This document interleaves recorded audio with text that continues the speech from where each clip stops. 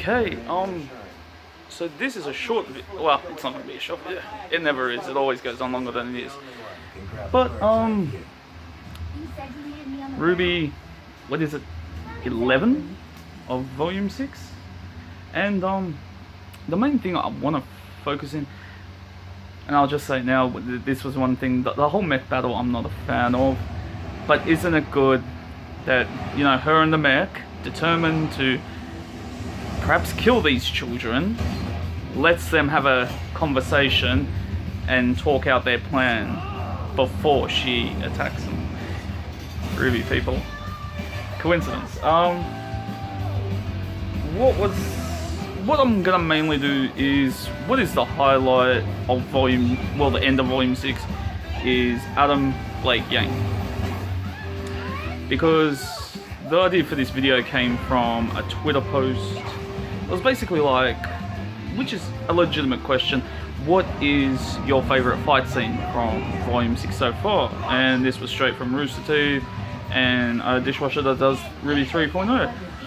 And when I thought about it, it's like, for me, it's the train battle with the Grim.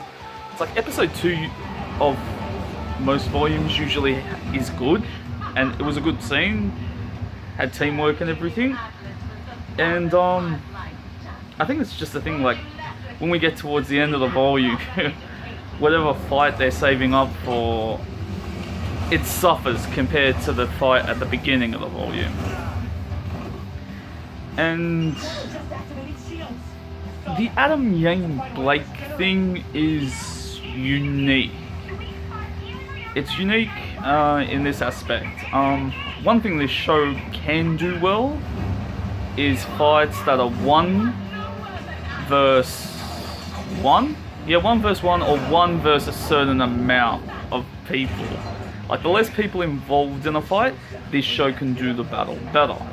As soon as you start bringing multi into the picture, shit just doesn't start to make sense. And depending on how much of a main character they can be, that can affect it as well. Prime example is in Volume 5, the Weiss vs Lancers, which is perhaps the only thing I like in Volume 5, is great.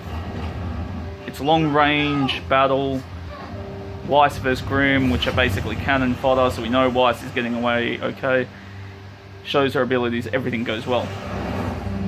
In fights like this, like the mech fight, which I don't like, there's too many questions of, like, Maria's in a ship and she fires 1 missile and Thingy catches it, and you're asking yourself, like, okay, shields are up, maybe, but once the shields are down, we actually see in the clip that there's more missiles on the ship. There's heaps of them.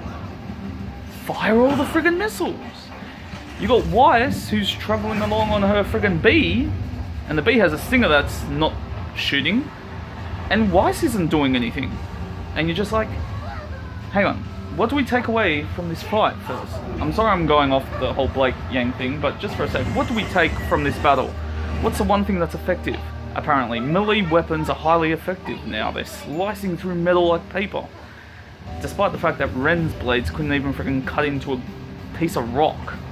But, yeah, they're showing, oh, your blades are effective. Weiss, summon your knight can teleport, and it has a giant fucking blade. It's simple. It's the combination of too many powers and too many characters, and when set characters don't use their abilities at the most opportune moment, you're just wondering, like, what the fuck's going on? Is it entertaining? Yeah. Look, you got your shipping moment. Like, I thought, you know, thought Crow could turn into a crow. I think Rwby can fly with her fucking semblance, but thank God they're flying the friggin' Lancer. So, I don't know. And I think on the Rwby fandom, a lot of people, it's not a 50-50 thing. A lot of people are just like, didn't like the beginning of the episode, liked the end of the episode, the Adam Blake Yang thing, which we're gonna get into. And first I just want to bring up the writing style of Miles and Carrie. This is one thing that needs to be established, and this roughly describes all of Rwby in general. And it's not a bad style, it's just it really hasn't grown, and that writing style has, I would say, 2 or 3 things I can highlight it. One, we're looking at shock value. Shock value writing means the first time you view it, it's entertaining. You go back a second time, you're going to start picking up on shit, you start to notice more.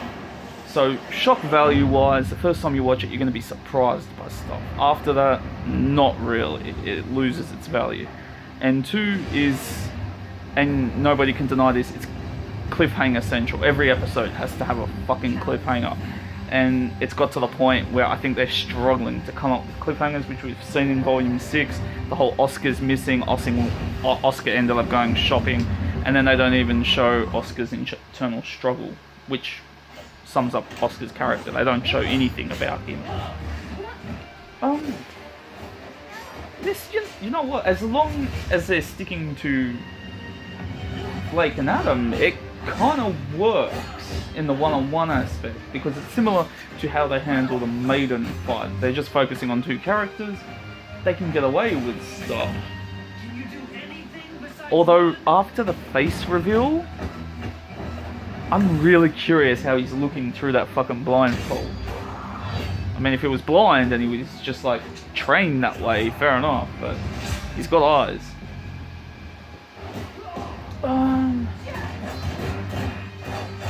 But what I was getting to was, I'm saying I enjoyed it.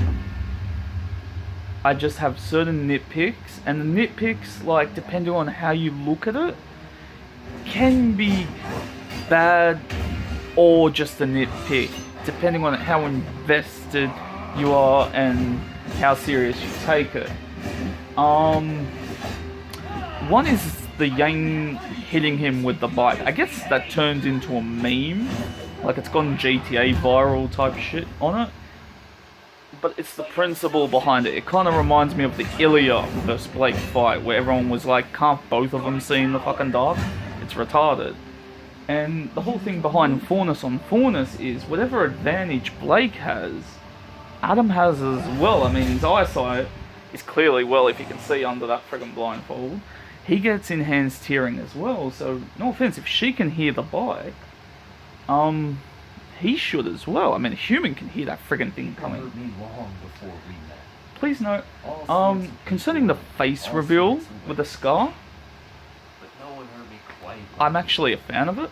I like it. My only issue is, they kill him off now, I'm gonna be fucking pissed. Because you put an SDC scar on him and then kill him before he gets to Atlas and has a chance to actually do something in Atlas? That's kind of dumb. Like, that's not even amateur writing, that's just dumb decision in general. This arsehole needs to get to Atlas. Not even for redemption. You know, he could save all the fairness in the friggin' mines who are branded and create a new army with them. There's a friggin' idea. Yeah, the principle is, he's, like, up till now, and especially what we see in the fight, is that he's very fucking fast.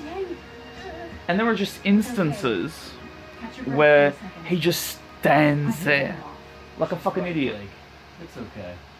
And you can count that to villain monologuing, but the whole principle of this 2-on-1 battle is a death match. He's legit trying to kill the fuckers. And I find it a bit weird if Yang or Blake actually do try to kill him. That's very dark from a hero's perspective. Self-defense, yes, but my principle is, he gets hit by the bike after all these fast movements, but he just stands there and lets the bike hit him rather than dodge. I mean, who's to say, if his semblance is more like Yang's, like if it's a possibility that he loses a sword, but he's still able to absorb energy the same way Yang does, that would be a good plot twist. But, that would mean he absorbed the friggin' bike. Also, a little thing that's been tossed up by the community is the the whole thing you see with Adam when he moves fast, I'm not, like, you would legit have to ask Rwby this and actually get their view on it. Is it an art style where you see Adam and then you see these dark black energy clones? Is that just meaning that he's moving really fast and it's hard to perceive how fast he moves? In which case, why he gets hit by the bike, I don't know. Us alone. Or is this a growth to his semblance and how he rechannels energy? Is he able to do slashes and now he's able to create clones? Which would be kind of interesting considering who his opponents are. He's basically got Yang's semblance, look at that ass. And now he's got Blake's semblance as well, he can create clones. He's just trying to scare me away so you won't have to So, die. it's an interesting little thing. But little things that you see is like, And I'm not. would someone like Adam, who's legit trying to fucking kill you, just let you stand there and go, "Oi, his semblance is that he rechannels energy and he does this, and he's just gonna stand there and let you friggin' talk?"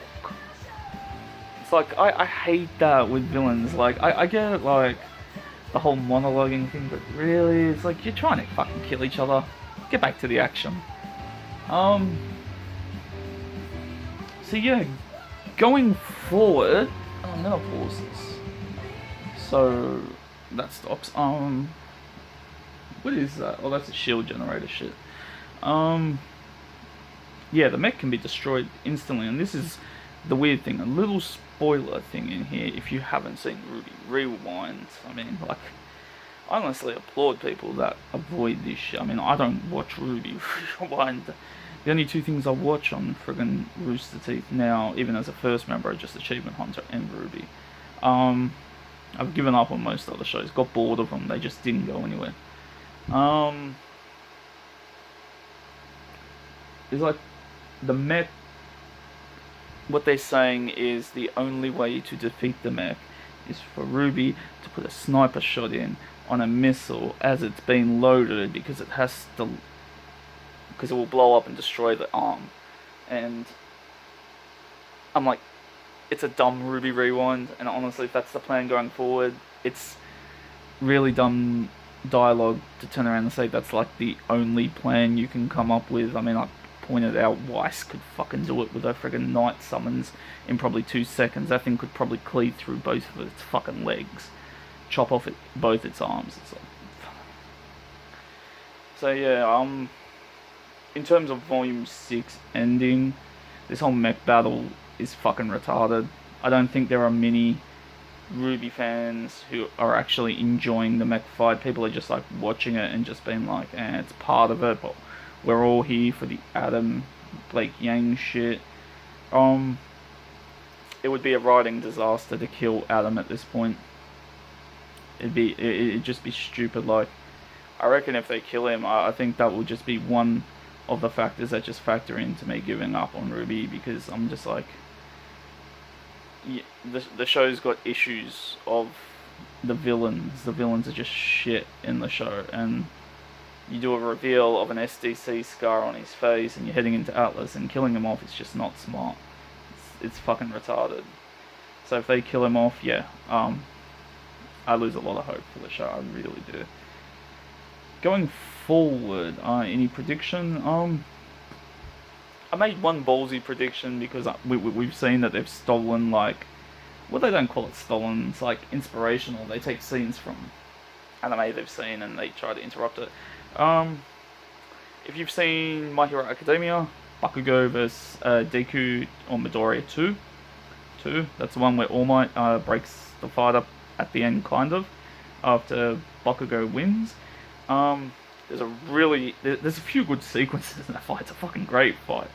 Good character development. I expect to see something from that fight in the next episode with, like, either the ballerina thing or the backflip kick type shit. I expect to see something along those lines there. But yeah, I'm so. I mean, it could be a good fight, but then again, the main issue with Adam Blake Yang fight is it's kind of like too little, too late. It really does seem kind of like damage control for Volume 5 for what happened there. It's like, hey, we know we fucked up. The good thing you can kind of take, although you're not interested in the mech fight, is that at least you kind of got 2 good fights happening, kind of.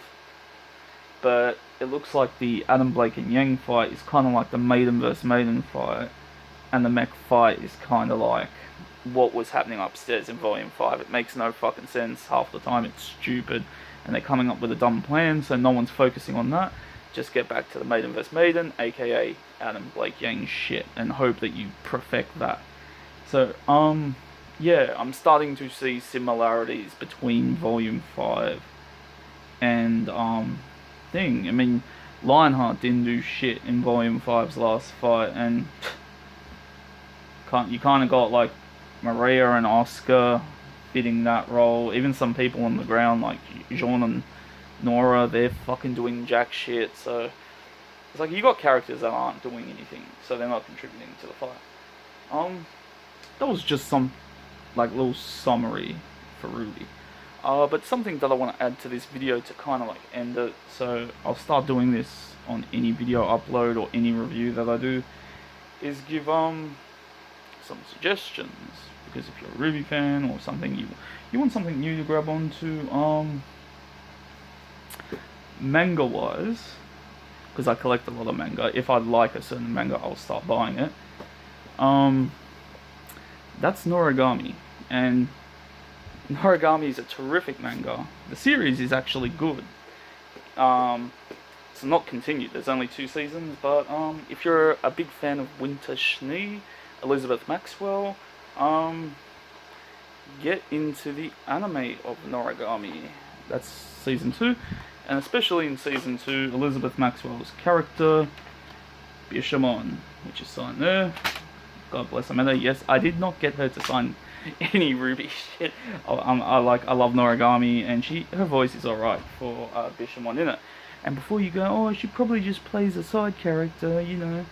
No, you want female empowerment. Bishamon is the Japanese goddess of both warfare and fortune. She plays a critical role in the friggin' series. Even in the manga, she continues to play a massive friggin' role in the series. So you want female empowerment and you want to see some dope fights, go watch Noragami and put Winter Schnee on hold for a bit. As for movies, this is a Studio Ghibli movie, but you probably, not many people hear of it. Like, you're probably thinking, My Neighbor, Totoro, Howl's Moving Castle. This one, actually, I picked up because of Naruto's shit ending. I already am fascinated by mythology, and we got Kaguya in Naruto that fucked up the whole end of Naruto Shippuden, and I wanted to know more about Kaguya, and I found that Studio Ghibli did the movie The Princess Kaguya, and it's in a very unique art style, very beautiful art style, and the story is friggin' fascinating as hell. And if you've seen Naruto, I would highly suggest you see this movie to actually get the inspiration of what went into Kaguya's character and her race in Naruto from the original source material. And before I end this video, this one's kind of like, this is a series for advanced anime fans. Like, if you're just getting into anime and Rwby's like kind of like your entry to the otaku lifestyle, avoid this. But Madoka Magica, for all people into it, if you're into like Evangelion mindfuckery on a whole new level, Madoka Magica will mindfuck you on the same level as Evangelion. So enjoy those. Hope you enjoyed the video, and don't take everything with a grain of salt. Be open-minded to criticism. Okay, everyone?